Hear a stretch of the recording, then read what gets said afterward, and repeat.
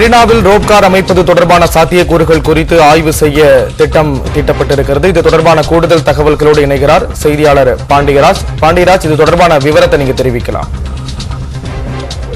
ஸ்ரீராம், சென்னை மெரினாவில் இருந்து பெசன் நகர் வரை சுமார் 4.6 கிலோமீட்டர் நீளத்திற்கு ரோப்கார் திட்டம் தயாரிக்கின்ற அதற்கான திட்டத்தை செயல்படுத்துவதற்கான சாத்தியக்கூறு ஆய்வு மேற்கொள்ள ஒப்பந்தமானது வெளியிடப்பட்டிருக்கிறது.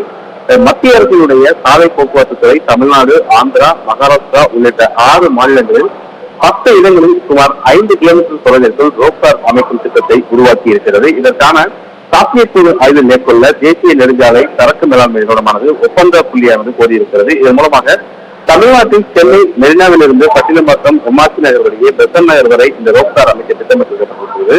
இதற்கான சாத்தியக்கூறுகள் ஆய்வு செய்யும் போது இயற்கை சீற்றங்கள், சுற்றுச்சூழல் பாதிப்பு மற்றும் பொருளாதாரம், சுற்றுலா வளர்ச்சி, அடுத்த 30 ஆண்டுகளில் பயணிகளுடைய எண்ணிக்கை எந்த அளவுக்கு அதிகரிக்கும், கட்டண நிர்ணயம் உள்ளிட்ட அனைத்து கோணங்களிலும் ஆய்வு செய்து ஒப்பந்தம் அளிக்கப்பட வேண்டும் என்றும், அந்த ஒப்பந்தம் அளிக்கப்பட்ட 24 மாதங்களில் சாத்தியக்கூறு அறிக்கை தாக்கல் செய்ய வேண்டும் எனவும் ஒப்பந்த அழைப்பில் கோரப்பட்டிருக்கிறது. ஸ்ரீராம்,